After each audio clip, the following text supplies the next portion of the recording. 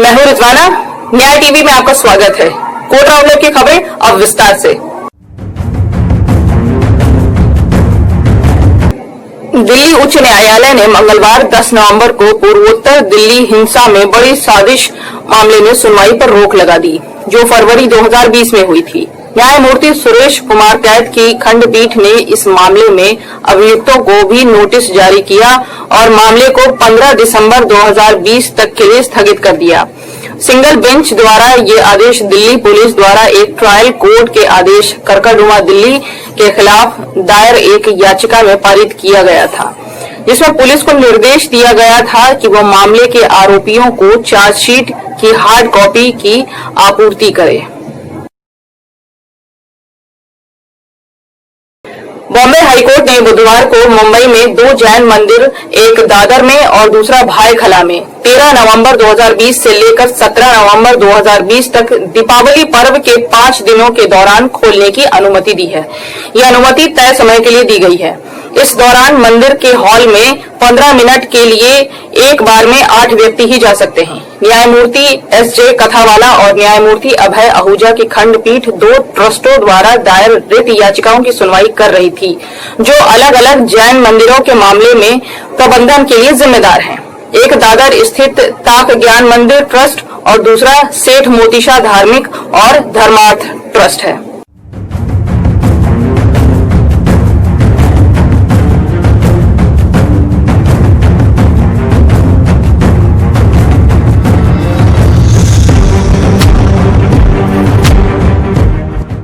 बॉम्बे की एक अदालत ने मंगलवार को बॉलीवुड निर्माता फिरोज नाडियाडवाला की पत्नी शबाना सईद को नारकोटिक्स कंट्रोल ब्यूरो द्वारा गिरफ्तार किए जाने के बाद उन्हें जमानत दे दी। एनसीबी द्वारा तलाशी के दौरान कथित रूप से उनके उपनगरीय जुहू स्थित आवास पर गांजा पाया गया और सोमवार को एक अदालत ने उसे 14 दिन की न्यायिक हिरासत में भेज दिया था। उन्हें अतिरिक्त मुख्य न्यायिक मजिस्ट्रेट ए.एच. काशिशकर ने 15,000 रुपए की निजी राशि पर जमानत दे दी। जमानत के लिए तर्क देते हुए उनके वकील अयाज खान ने अदालत के सामने पेश किया कि ये एक छोटी मात्रा में ड्रग की जब्ती का मामला है।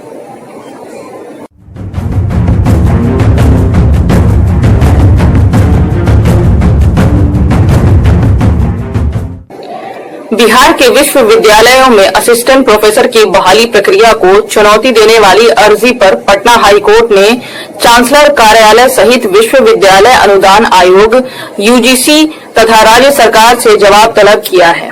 कोर्ट ने 21 दिसंबर तक जवाबी हलफनामा दायर कर स्थिति स्पष्ट करने का आदेश दिया है। बुधवार को मुख्य न्यायाधीश न्यायमूर्ति संजय करोल तथा न्यायमूर्ति एस. कुमार की खंडपीठ ने जयप्रकाश नारायण की ओर से दायर अर्जी पर सुनवाई की। कोर्ट को बताया गया कि 4,638 असिस्टेंट प्रोफेसर की बहाली के लिए गत 21 सितंबर को विज्ञापन प्रकाशित किया गया था। कोर्ट को यह भी बताया गया था कि नियुक्ति के लिए अपनाई गई चयन प्रक्रिया अपने आप में विवादग्रस्त है। उनका कहना था कि 2018 की यूनिवर्सिटी ग्रांट कमीशन के प्रावधानों का पालन नहीं किया गया है। आत्महत्या के उकसाने के कथित मामले में सुप्रीम कोर्ट से राहत मिलने के बाद रिपब्लिक टीवी प्रमुख अर्नब गोस्वामी ने एनएम जोशी मार्ग पुलिस स्टेशन में अपने और अपने परिजनों के खिलाफ दर्ज मामले में गिरफ्तारी की आशंका के मद्देनजर मुंबई के सेशंस कोर्ट के समक्ष अग्रिम जमानत याचिका दायर की है। एनएम जोशी पुलिस स्टेशन में अर्नब गोस्वामी के खिलाफ पुलिस अधिकारियों के काम में बाधा डालने का मामला दर्ज किया गया है।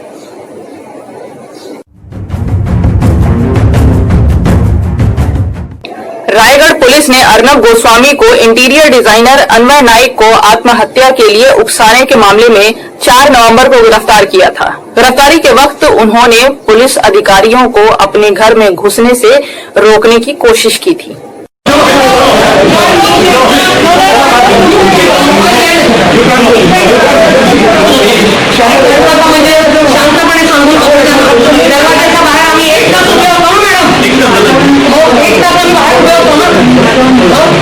ही प्रॉपर गोष्ट आहे का? तुम्ही पोलिसांना बाहेर एकटा उभं करून ठेवलाय आणि तुम्ही चुकीच्या बातम्या स्प्रेड करताय। उक्त प्राथमिकी 49 वर्षीय पुलिस अधिकारी सुजाता तनवडे ने दर्ज कराई है।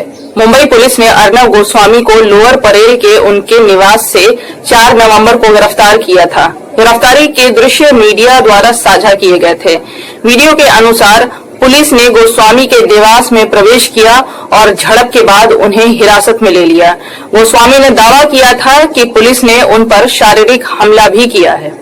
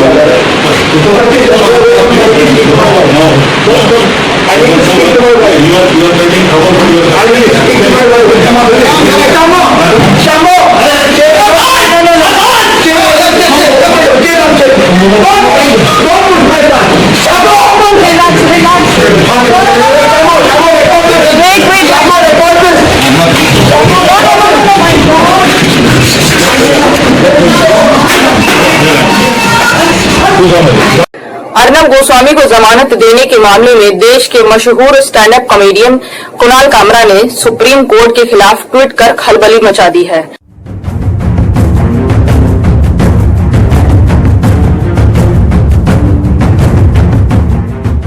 कुणाल कामरा ने सुप्रीम कोर्ट को भगवा रंग में रंग दिया। साथ ही सुप्रीम कोर्ट पर भारतीय जनता पार्टी का झंडा भी लहरा दिया। साथ ही कुणाल कामरा ने सुप्रीम कोर्ट की जमकर धज्जियां उड़ाई हैं। कुणाल कामरा ने अर्नब गोस्वामी को जमानत देने वाले जज D.Y. चंद्रचूड़ को फ्लाइट अटेंडेंट भी बताया है, जो फर्स्ट क्लास पैसेंजर को शैंपेन का ग्लास सर्व करते हैं। कुणाल कामरा ने न्यायपालिका का जमकर मजाक उड़ाया है। आइए उनके हर ट्वीट को देखें। कुणाल कामरा ने अपने ट्वीट में कहा है कि सुप्रीम कोर्ट इस देश का सुप्रीम जोक है, और दूसरे ट्वीट में कुणाल कामरा ने सुप्रीम कोर्ट के चित्र को भगवा रंग से रंग दिया है। साथ ही उस पर भारतीय जनता पार्टी का झंडा लहरा दिया है और ये भी लिखा है कि शायद ये अदालत की अवमानना हो। तीसरे ट्वीट में हरीश साल्वे पर कुणाल कामरा ने तीखी टिप्पणी की है। उसने लिखा है कि महात्मा गांधी का फोटो हटाकर हरीश साल्वे का फोटो लगाने का अब वक्त आ गया है।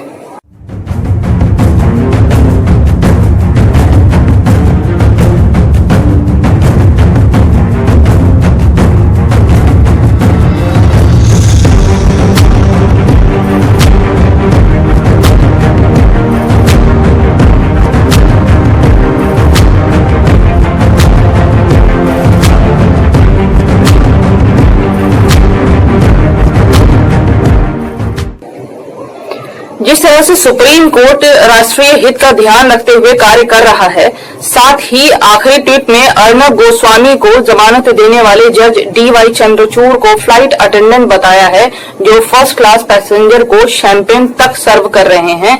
उसमें लिखा है कि फर्स्ट क्लास पैसेंजर को तो शैंपेन सर्व हो जाएगा, लेकिन कई यात्री ऐसे खड़े हैं जो जहाज में सवार भी हो पाएंगे या नहीं, उन्हें नहीं पता।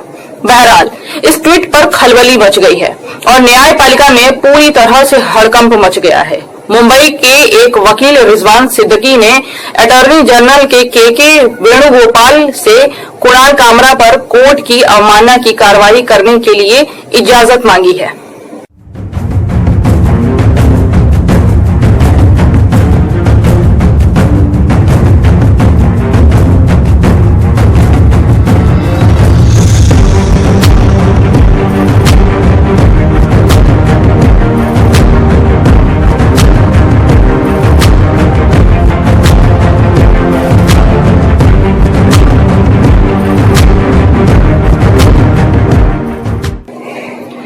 सिद्दीकी ने कहा है कि इस तरह का ट्विटर पर कमेंट सुप्रीम कोर्ट के खिलाफ बर्दाश्त नहीं किया जा सकता है। उन्होंने वेणुगोपाल को लिखे पत्र में कहा है कि कुणाल कामरा के काफी फॉलोअर्स हैं और ऐसे में सुप्रीम कोर्ट की बेइज्जती बर्दाश्त नहीं की जा सकती। वकील रिजवान सिद्दीकी ने कुणाल कामरा के सभी ट्वीट्स का हवाला दिया है। आपको बता दें कि ये वही कुणाल कामरा है जिनसे अर्नब गोस्वामी की कई बार अनबन हो चुकी है। ये वही कुणाल कामरा है जिन पर अर्नब गोस्वामी के कारण फ्लाइट में यात्रा करने पर 6 महीने का प्रतिबंध लगा दिया गया था। ये वही कुणाल कामरा है जो कुछ दिन पहले अर्नब गोस्वामी के दफ्तर में चप्पल का तोहफा देने के लिए गया था। बहरहाल अब देखना यह है कि सुप्रीम कोर्ट इस पर किस तरह से प्रतिक्रिया व्यक्त करती है।